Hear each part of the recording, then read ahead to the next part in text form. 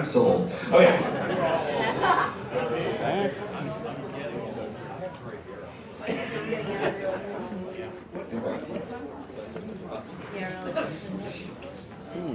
So we're going to go ahead and we're going to go right on into our Saturday Guest of Honor panel.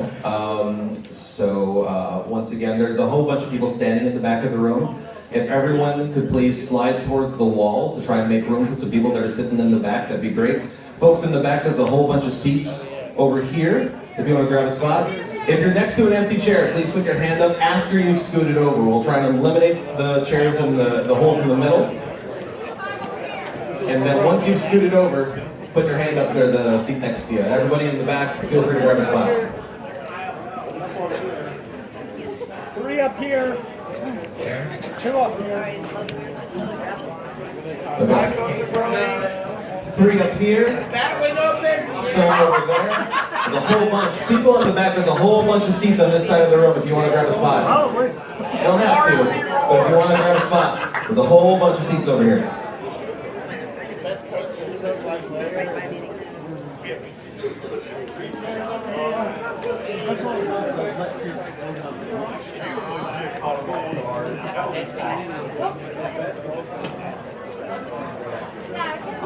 Okay.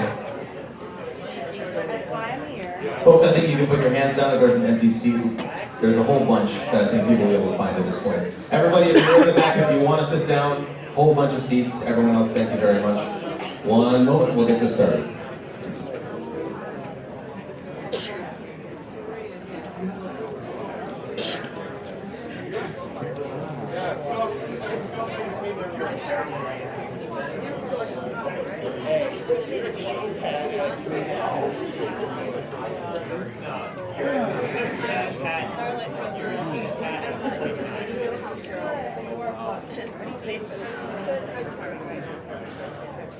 Sorry, brain cramp.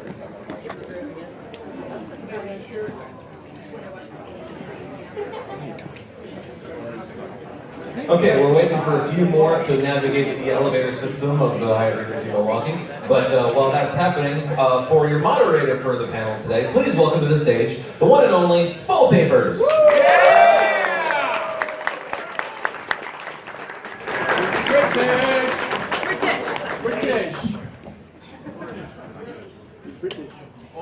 I swear the sniffing is all just allergies.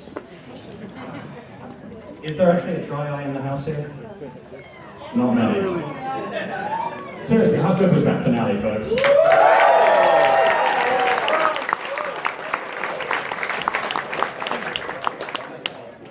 Well, we have a few of the people to blame. I beg your pardon, thank for that. I want to bring them out on stage. I'm going to ask them a few questions, and then we're going to open things up to the floor. So, without any further building of the lily, can I please welcome to the stage the one, the only, Mr. Jim Miller.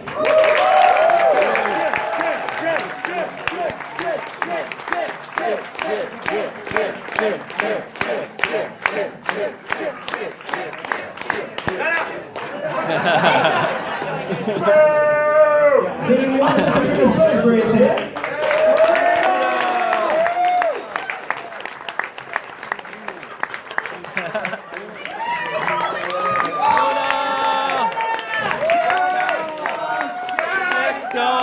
Not very long. Sing again. We've got Kelly Sheridan in the house.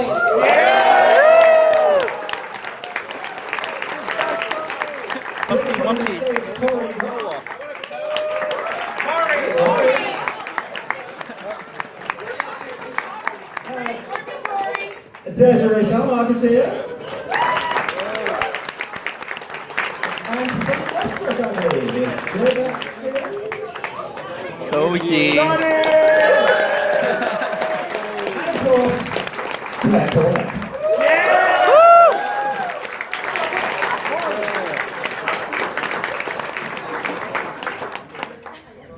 So, how are you all doing? I see some tears up here as well, I think. Just, those are bleary eyes from being too tired. Right. Liquid white. Are you sure about that? Yeah, I've seen that thing hundreds of times. Oh, is this your first time seeing it there with a live crowd of Bronies watching it and Yes. hearing their reactions? Yes.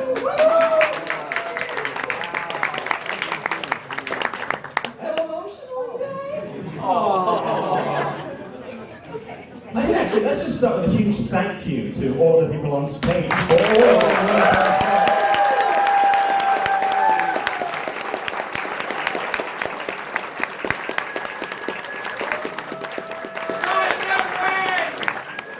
So I'm going to move down the line. I want to start with you, Jim, and address this question to everyone. When did you first learn that the show was ending, and how did you sort of react? I learned probably summer of 2017. So quite a while ago.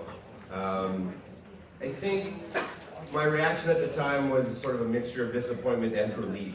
So I think that knowing the ending was coming kind of reinvigorated us, and if we had extended it on too much longer, you would have seen people get kind of bored working on it or move on to other things, because I think it just, knowing that we were working towards a big ending and that we were going to have the opportunity to end the show properly rather than just have it stop, made all the difference to the crew.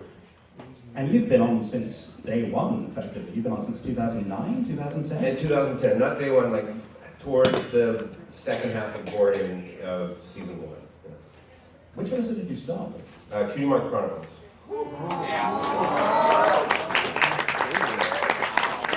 So, moving down the line, reactions to the show ending. Sad. I mean, I only started on it in season 8, so... But you were a fan going back to... I watched like Equestria Girl back in the day. Yeah! There's some Equestria Girls fans here too, right? I remember sitting in my friend's basement watching one of the movies going like, maybe one day I'd be on that show. Going like, nah, it's never gonna happen. And then being here is kind of crazy. So, you can do it, guys. Yeah, it was bittersweet. I'm glad that everybody got a good send off.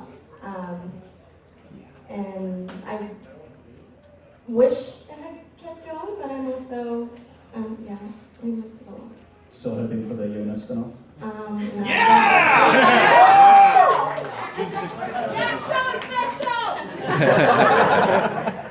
Yeah, no, that already happened. My reactions to the Your reaction to hearing that the show was coming to an end? Well, I was recording an episode when we did On the Road to Friendship. I had a line in the song that basically told everybody the show was ending. Yeah, for 9 seasons at least. For 9 at least, yeah. So that was a while ago. Of course it's sad. I mean, it's such a wonderful project to be a part of, but it's also just part of what we do. It really is, not to be funny about it, a gift horse. Where you so seldomly get projects like this. You're lucky to even get a job in the first place. Most And, cartoons we work on are like lucky if they go 2 seasons. if you get 2 seasons, that's like, ooh, because cartoons are what they call evergreens, so you only really need to do a couple of seasons for them. If you have a kid audience, your audience kind of outgrows the show and they show it to the next batch of kids. But this is obviously a really unique experience, and not the first time I've had that experience. I've been part of other franchises that went for a long time, and it's always kind of marks like a changing point in my life each time it happens. It's just like, ooh, this is a big shift. What's coming next? And that's what I'm trying to hold on to, is the fact that it's a shift and there's something cool and it's making room for something cool and exciting coming next. So hopefully that's how you all feel as well. You can miss it and mourn it and go It's back not and going anywhere, rewatch it's it. still on. Yeah, you can rewatch them as you It's can. there forever. I know, I would. Netflix will. But There's like 100 plus hours of content, that's a lot. But it's making room for the next thing, and that's exciting because something had to make room for this, right? And this was a really amazing next thing. So there's another amazing next thing coming. Making room for G5. And actually, I looked into this. I thought Jim had been working on My Little Pony as a franchise for the longest, but then I looked at your IMDb page, Gary, and you were on My Little Ponytails back in 1992. It was my first gig, my first like big gig, my first series. Yeah, I was 13. So we've got some OG fans, right? Gen 3, Gen 5, all the way back.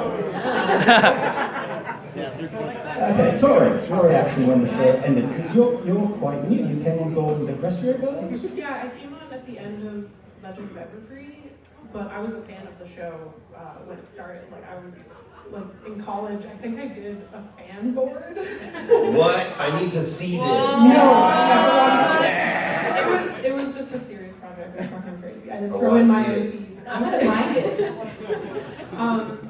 I was just really happy to be a part of it. I knew it was gonna end because, like Kelly said, they like shows aren't forever. Like the production will end eventually.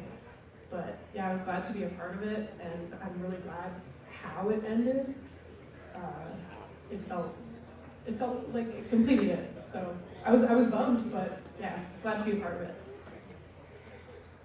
Yeah, Pony was always, it seemed like a constant in the studio, and no matter what show I was working on, I always felt like I could somehow go back to it, like a comfortable sweater. Like, I know these characters inside and out, I can draw them so quickly, and then when I heard it was ending, it was kind of like taking a step, and then you just kind of fall a little bit, and it's like, oh no, what am I gonna do now? Yeah, going on to new shows, I'm just like, oh right, they're not voices. Yeah, I have to draw hands again. But I agree, watching the final episode, it made sense, and it felt right.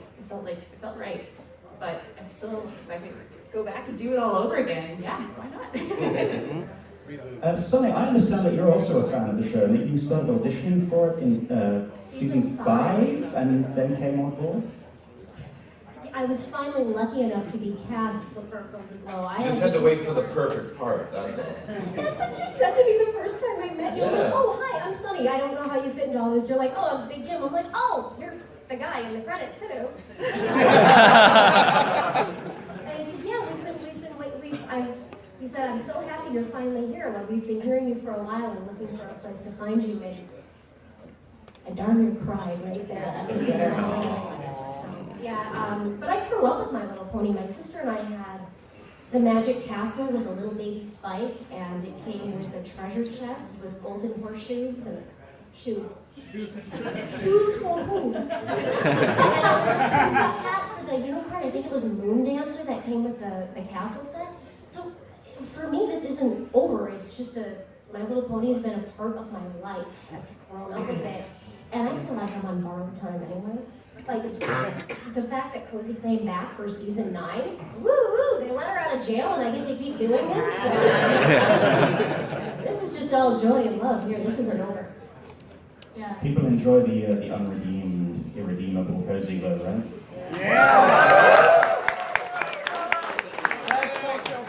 Do it.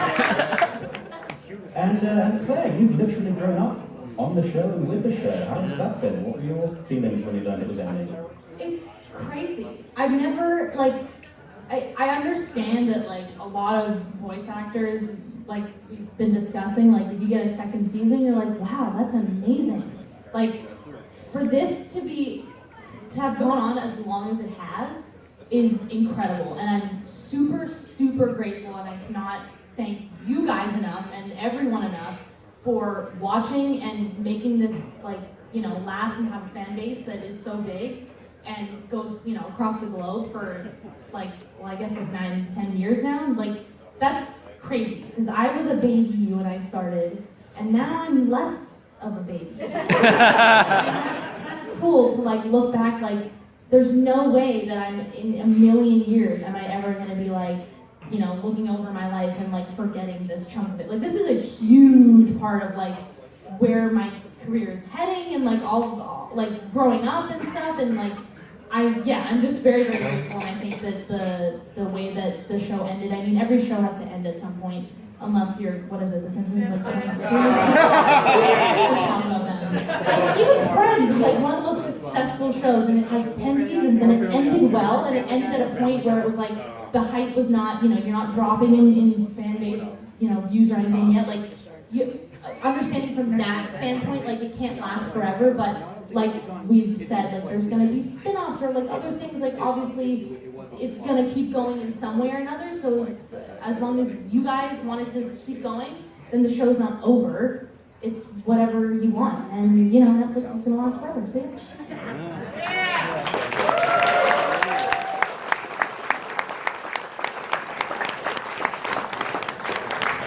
So in terms of looking back at your time on the show, be it years or be it a year or however long you worked on it, I'm curious to know what your enduring memories will be and what your most satisfying moment you had on the show was, or your favourite moment working on it, or just the most memorable, or for better or worse.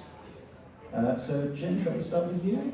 Sure. I mean, 9 years, that's a lot of time, a lot of things happen, and there's a lot of things that I really treasure on the show, and it's like you asked me to pick one, it's impossible to just be like, you know, this was the thing. And when you're in those moments, you don't necessarily go, yeah, this is the moment I'm gonna remember. that never happens. So there's a lot of, I don't know, there's just hanging out with the crew and working with a lot of these amazingly talented people and the voice cast and the creative side, that to me is more important than the show in a lot of ways. Like, the show is great and we want to make a great show. And we did make a great show. But I would have still enjoyed the job I had done if the show wasn't great, if I was working with these people still, because they're just so much fun. So, I mean, those are the kind of things that I treasure, and that I will try to recreate in future projects. I feel I should point out, you mentioned working with the cast, but you're actually a member of the cast yourself. You did voice Troubleshoes way back when, and Yeah, that was a songwriter as well. That was unfortunate. You deserved better. I don't think that's the case. I think the audience rather appreciated your turn there.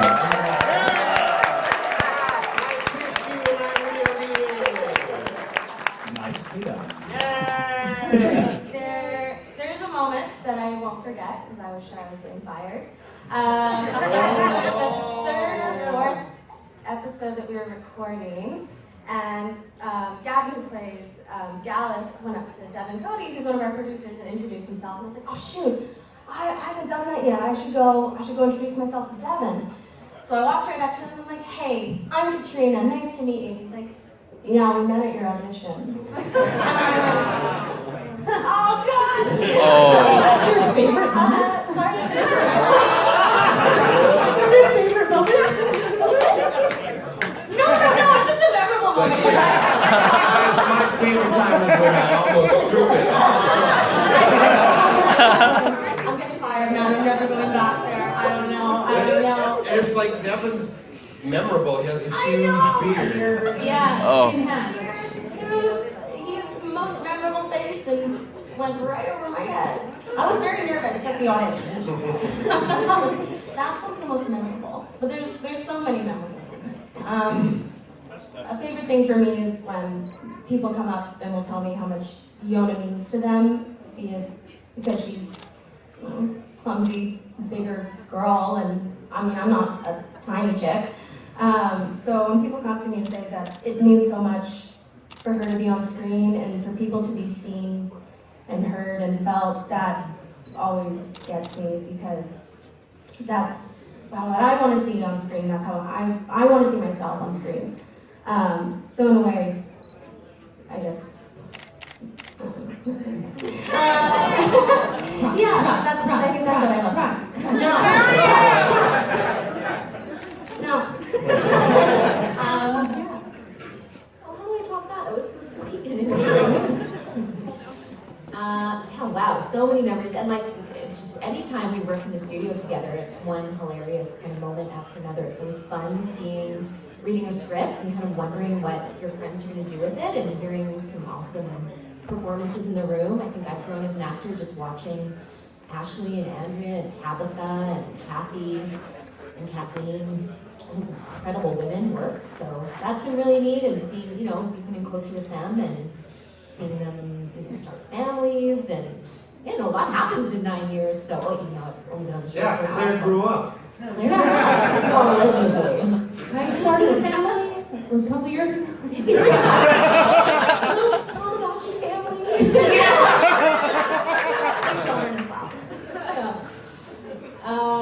So that's definitely memorable. And then so many moments with all of you, and getting to travel to all these places that I probably never would have, thought to go to, and meeting people from all over the place, and fans, and hearing how the show impacted their lives. And then also getting the chance to hang out with people that work on the production side of the show, which we never get the pleasure of doing that as actors. You need a director, you need a producer, and that's usually about it. But meeting people that do the comics or that do storyboarding and do layout and do all that other stuff is awesome. It's really cool to work with people who actually make the show.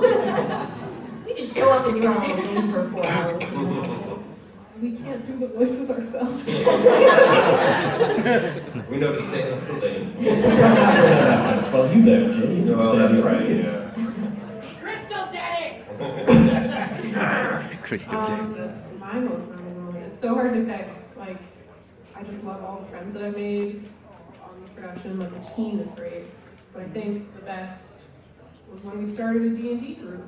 It's a bunch of people from the production. Like, there was the layout It's supervisor. all girls. Yeah. Yes! Occasionally me. Sometimes Jim joins as a bard.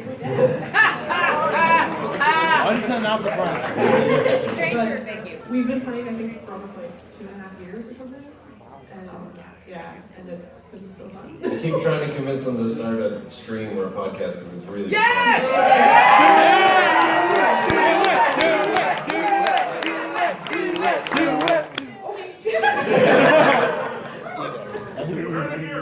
That answers the question I had about future projects.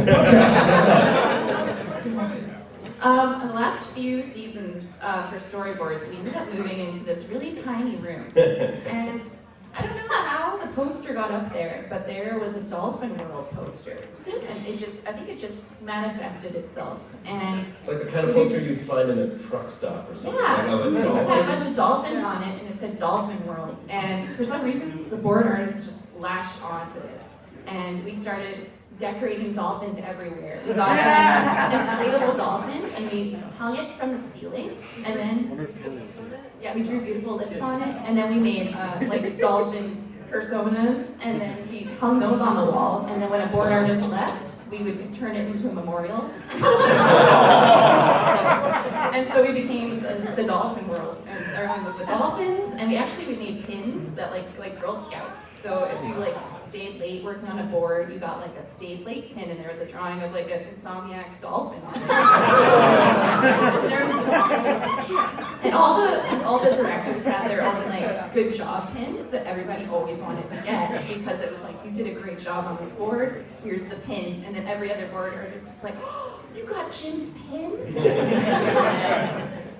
It was so much fun. So if you see dolphins in the show, it's just know that we're all the board artists are like. Yeah, there's a moment in The Great Seedling where Apple Bloom is digging through a box looking for stuff to catch the Great Seedling, and she throws out, it's a shark, because we didn't have a dolphin design, but in the board it was a dolphin as a reference to dolphin. If I may cut in for just a moment, I'm going to try and make eye contact with our chair, Charlie. Charlie? How are we doing on time? Because we started late. I want to make sure I don't delay the next panel. What's the story? How late can we go over? A couple of hours? 3 hours? 4 hours? Couple of days? You guys have nowhere to be, right?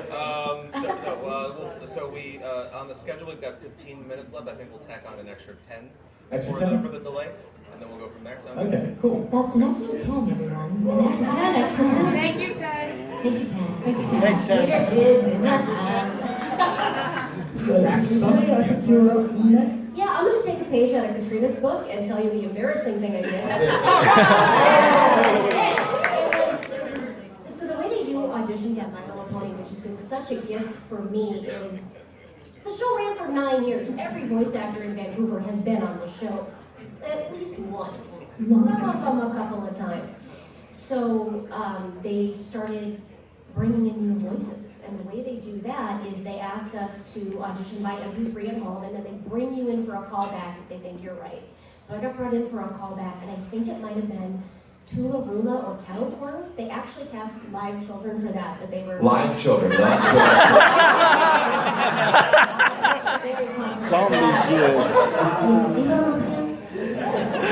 So they brought in real children instead of adults pretending to be children in the end. But between now and then, I go in for my callback, and I'm doing a really cute voice. And you open your eyes really big when you're doing the cute voice, and my contact flipped over and got bent. Oh, and instead of going, oh, excuse me, I have to fix my contact. I'm like, no, I'm a professional. I'm gonna power through and tell nobody.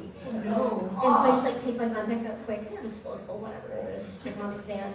And that was good, that was. That was a nice stand. Great. And the voice director's like, yeah, okay, could you do it again? But like, ditch that cutesy pause. What was that? And again, instead of saying my contact fell out, I'm like, yeah, I'm a pro. I got this. I'll do it again. No pause. Great direction. Got your note. So I felt stupid for that. Super memorable. We thought you just wiped your boogers on the stand. That's all. I was 18. Okay. Just to kind of like make sure that we really have that extra 10, I'll make this super quick. So I think in general, I immediately go to inside jokes. Like when you're in a session with a bunch of people, like they're your friends, they're not just your coworkers. Like we do have that kind of atmosphere anyway, which is amazing, and especially to like grow up in and like kind of get a professional feel for things as a kid. Like that is really important. And I don't think it's really hit me until like just a second how cool it is that we, instead of just, you know, going in for a session and being like, okay, see you next week or whenever the next episode is, bye, or at someone's birthday party they're having, maybe, it's like, hey, are you going to this convention like next Friday? Are you going to that one? Are you going to the thing? And like, oh, see you on the plane, you know, like that kind of stuff. That is so cool! Like, if there's no way that like, it's not that this isn't like a big show, but like you think of sci-fi shows or like Marvel or like all these things of people talking on panels, and like here we are with a bunch of mics on a panel like answering questions. Like that's whack, guys. Like that's pretty weird. That's dope though. Like I'm so excited because it's like it no matter how many times I think about it, it always gets cooler when I think about it. I don't know, maybe it's because it's over, but you know. I think that that's really fun, but there's plenty of like stories now that are coming to mind. Like there's an inside joke. Well, we can share this now. You can tell it. Yeah. So I don't know when we decided this. Do you know what I'm about to say? Yeah. Okay. So we had this thing where I came in and I flubbed up a line or something, and I was like, I don't know, it might have been like 14 or 15 or something, and I almost said a bad word. I do that all the time now. But as a 14-year-old, I was being respectful in the workplace. And I said, I flubbed up a line and I was like, shit, it was a thing to be like, ooh, Claire was gonna swear. And I was like, no, I'm not. I will never swear. And I made the promise to Big Jim, and I said, if I ever swear in a My Little Pony session, I will buy the entire crew, not the cast because I don't care about them, the entire crew.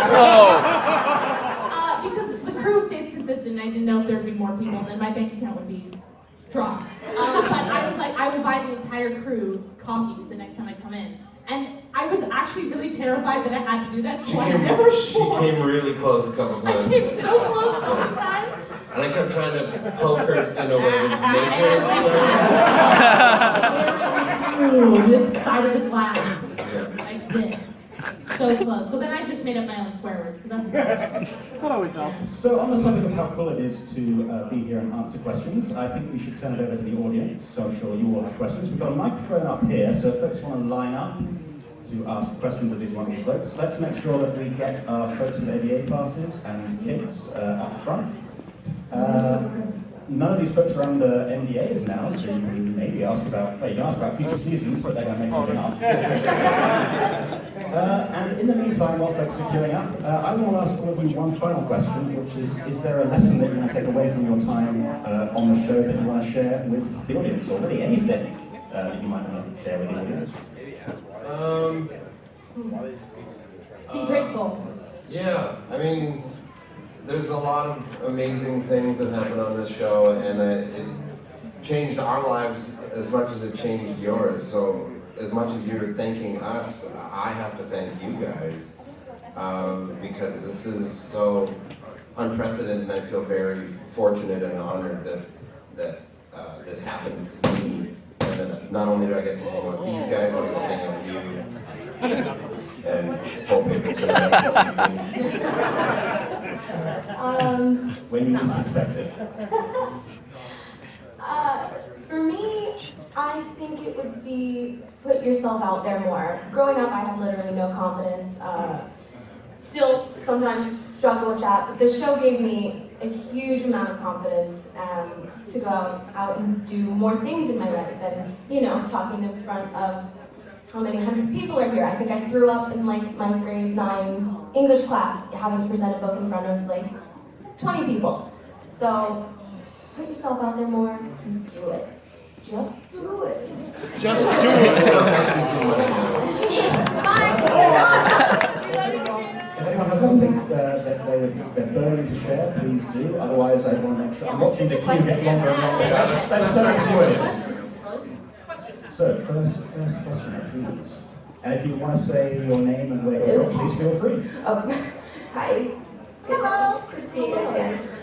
So my question is for all of you, but first I want to say Claire. I was scouring through IMDb, and I realized that you and Michelle were in a movie together called Smart Cookies. Correct. Oh my god. I was like shocked that you were playing the mean girl. Well, believe it or not, outside of this show, that's what I'm typecast as. Like, it's especially for film and TV, it's normally the like sassy like cheerleader, or like the complete opposite where it's like the tomboy, like best friend. Yeah, and Michelle was the quiet one. Yeah, I was like, I'm very incorrect. Yeah. Except for the singing. Yeah, she did a great that job. checks out. But I was just curious for all of you, has there ever been a time when you get cast as a character that you're shocked you got or weren't expecting? This one. Yeah. Every single time. My own voice. I never expected to put my own voice. Yeah. Thanks so much. Thanks so much. Let's see if we can direct questions to one or two specific members versus everyone. Otherwise, we're not going to get through the queue. And if you can keep it to one question. No follow. Sorry, I don't like these restrictions, but you should keep going. Okay, I'm Logan from Chicago, and my question is for Jim. In the two-parter, Tyrek mentioned that the Discord's cast magic is crazy and unusable. Yeah. But meanwhile, back in season 4, he absorbed it.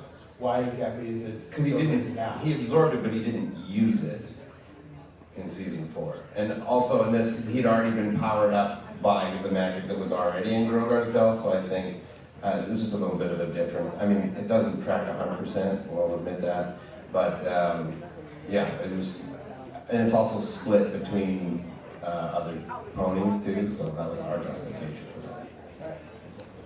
Thanks for the question. Hello, I'm Ava from Minneapolis. Thank you all for coming to the convention. My question was about the D&D campaign. What revision do you play, and do you have any stories about the campaign? Oh, go guys. We play 5e, and I play a Kenku rogue named Kaplunk. Yeah, I play a Tabaxi warlock. And I'm a Minotaur bard named Bog Willow. Boots is Bog Willow's biggest fan, but Bog Willow doesn't give Boots the time of day. It's the best dynamic. Story of my life. And my rogue forged Bog Willow's signature, and it's just like, I'm your #1 fan, sincerely Bog Willow. And I gave it to her character, and now like she keeps on looking over at Bog Willow, and it's just like, it's really awkward. Yeah, it's a ton of fun. It's so much fun. Maybe we will stream it since people actually do it. Get marketing We'll on board, you know. Just don't tell them. Yeah. That'll go well. Thank you for your question. Thank you. Hi, me again. I have a question for Jim. If the creatures that listed on for it. or anything like that. In the last problem, why was Twilight a recolored Celestia? Was it due to like time constraints or? The head is different, and the hair, of course, is different. Yeah, there's so much new design in those last 3 episodes. It was a beast. So it was easier for us to take the existing build. Don't worry about it. It was easy to take the existing build rather than create a new one from scratch.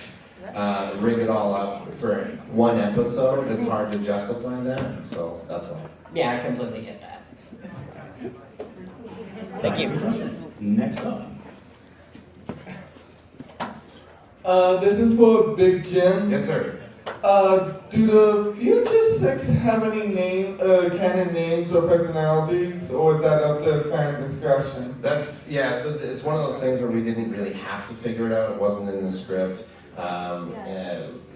It was just like it ends with a song. We knew that she was going to Ponyville, so the adding those kids meeting Lester Dawn, that was added at the storyboard stage, so they don't have any official canon names. Thank you. You're welcome. Because for some reason I think of the Karen as the mom friend. Oh yeah, that's cool. Next up. I have a question for Big Jim. Okay.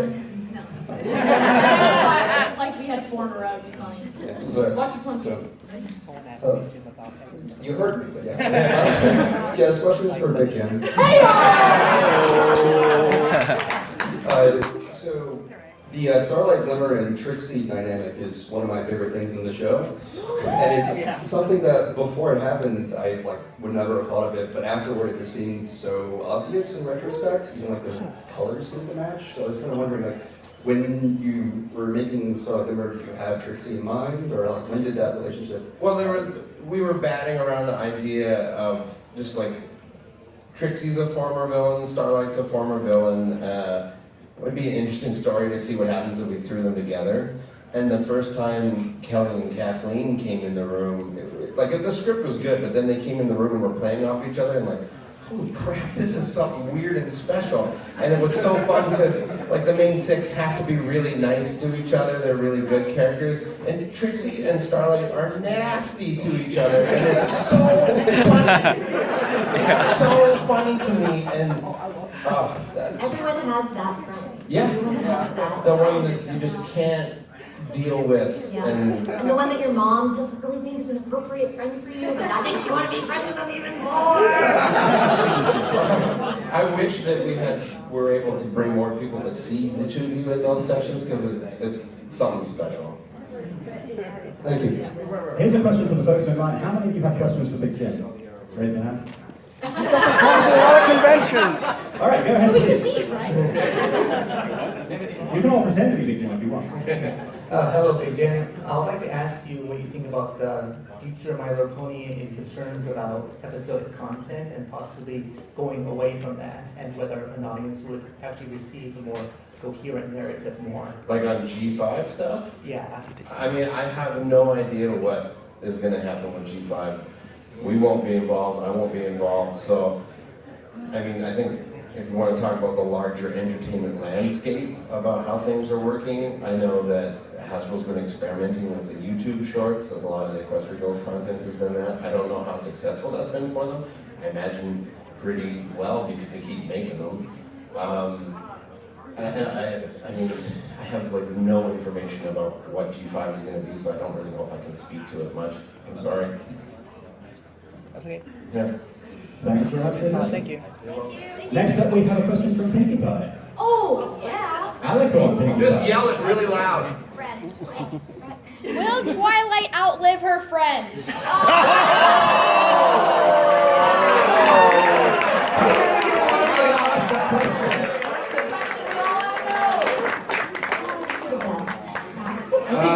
My answer is, Twilight's friends have been exposed to a lot of weird magic over the years.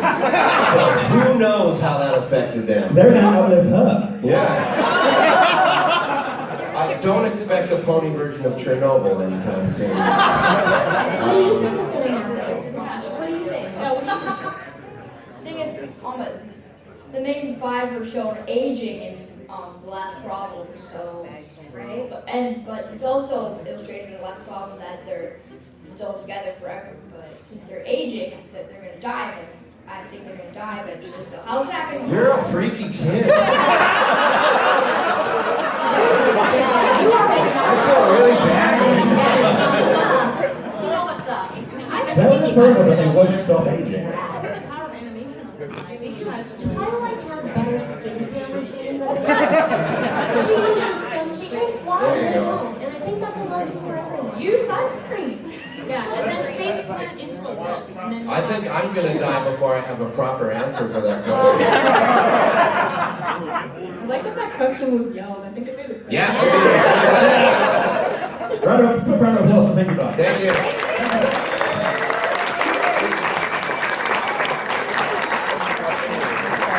Asking me a question that was on everyone's mind. Hold it. 10 minutes, so let's go into rapid fire. Okay, rapid fire questions. You have 5 seconds. Since I've got Cozy Glow and Starlight up there, I've done a little acting in my day, and I always enjoyed playing villains more. Did you find that the same since you're kind of free of restrictions? Yeah, absolutely. Villains are super, super fun to play. They always have a really clear objective, and the best villains are righteously angry, which is super fun to play as an actor. And you get to be big. You get to be, there's no such thing as too big when you're a bad guy. Yeah. Hey, who? Next up.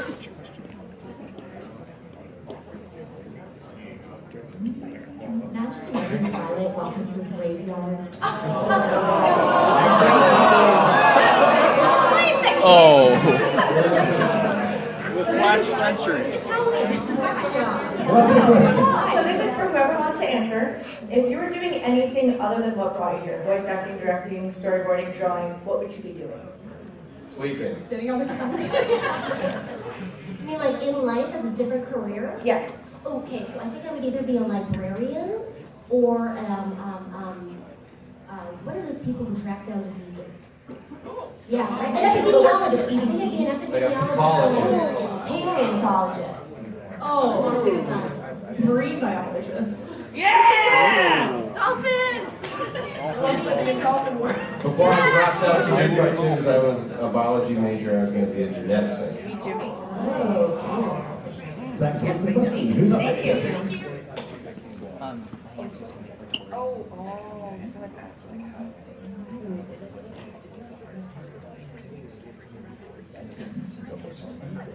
This one is, I guess, is one for Tori. It's mainly about storyboarding, and I'm just wondering, what for you? What was the hardest part when it comes to like continuing to storyboard and master storyboarding? Wrist pain. Time management. Yeah. Like on our play right here, I was working on the storyboard. But yeah, managing my time and also making sure my body doesn't fail on me is the hardest part. But like, I feel like boarding itself is pretty natural because I like close my eyes and there's a TV in my head and I'm watching the show. And that's how I do it. Yeah. You're a freaky kid. I hope that helps. Dennis, you bored too? What do you struggle the most with? Yeah, time management's a big one. A lot of people struggle with that, so you have to kind of schedule yourself. But it's also really good because then you can, if you're having a bad day, you can just take the day off and then make up the time later. But you have to hold yourself to it and make sure you actually do it is the problem. Thanks so much for the question. Next up. Claire, Yeah. obviously your dad's a lot more prolific as a voice actor. What is that like growing up? Yes, like, he is. Yes, he is. Is that intimidating or working with him? What's that like? Intimidating? Bring it on! I don't care. You know what? I'm doing a cartoon series right now where I'm the lead and he's on the sidelines. So, yeah, you into that. It's very fun because I feel like I have all the power and the control. Honestly, no. To drop the axe a little bit, my dad is obviously a very established voice actor, but I don't care because I'm his daughter. Like someone else would be intimidated, but I walk in and I'm like, great, I can make jokes the entire time about my dad. This is awesome. So yeah, bring it on. He's also got like 30 years on us. So. Yeah, really. I mean, I don't know. Just start. Yeah. You Look at you and yours. Don't con be like, guess what I'm doing? I'm at another con, Dennis. Thanks for the question. Next up, also we have stuff huge queue, but bear in mind that there are going to be autograph sessions and there's a Sunday guest one panel, so if you don't have a chance to ask your question now, you will have a chance later on and tomorrow. Go, please. Okay, I have a question for Katrina. Have you seen the Overwatch 2 trailer that dropped yesterday, and who's your favorite character? I have not seen it yet. We were talking about it at dinner. My boyfriend messaged me and said he cried, so I'm like, okay, well, I'm gonna lose it. My main is Moira. Next up. This is either for Big Jim or for Sunny. My question is Cozy actually a foal, or she's really a 43-year-old serial killer? That's a good question. I don't know the word from Hasbro, but the way my headcanon is she's 150 and she's got y'all full. Good answer. So this question is for Kelly and Sunny, and I was just kind of curious, how do you think things would have turned out as far as like the villain phase goes for your characters if they happen to have siblings? Who's to say they didn't? Maybe one of them was a twin and they ate the other in the womb. Well, I think it might have made a difference for Starlight. She might have felt like she had some support when she was a foal, and maybe she wouldn't have gone to the dark side in the first place. Maybe. I don't know. Or her sister just pushes her over the edge. Yeah, who knows? It's all very what happened to Baby Jane. That'd be cool. No wire hangers. Pardon me, Big Jimster. If you could add anything to MLP now that it's over, like what would it have been?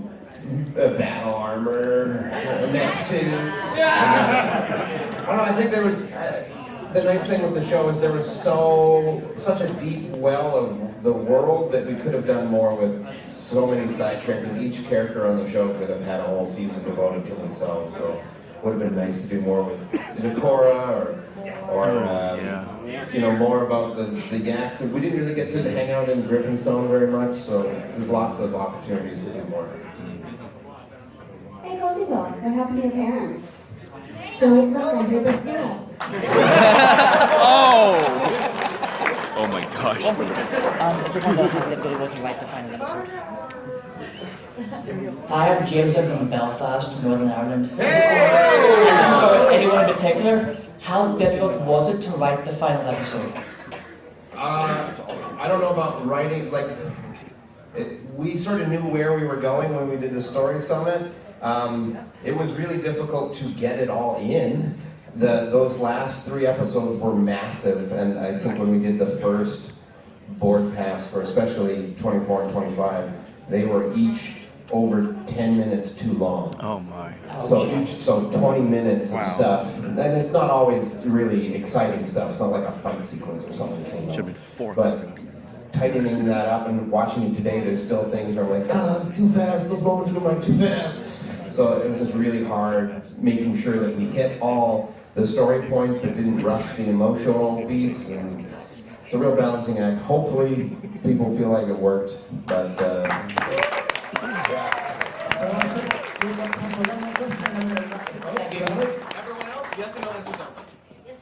Yes or no answers only, and I think this is still going to be the last couple of questions. Go. Okay, this is for Katrina. Is there anything that Yaks cannot smash? Yes or no? Kryptonite! Hello there, this is just for everybody. If you could own any animal in the world as a pet, what would it be? Yes. Dog! Giraffe. We're just doing yes or no now. Yes or no or one word? Or one word. Okay. Dog. Dog? Okay. Giraffe. Okay. Snow leopard. Tiger. Bear. Eagle.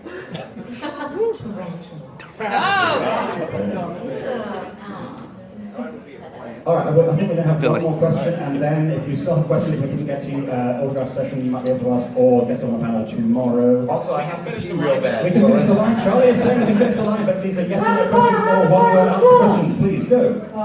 My name's Vance. My question's for Kelly. What was one of your favorite Barbie movies you put that voice actor for? I like the first one because I got to listen to Tim Curry. Next up, yes or no question, or one-word answers, please. Is there a proper way for a unicorn to wear a baseball cap? Yes. No. Gotta be a hole in it. I just want to ask, how are you guys doing today? Are you guys enjoying the con? Yes. That's it. I just want to say over here. Thank Easy you. question. Cozy, what was it like being Discord powered? Awesome. All right, and with that, we're going to wrap things up. Let's have a huge round of applause for our wonderful guest of honor,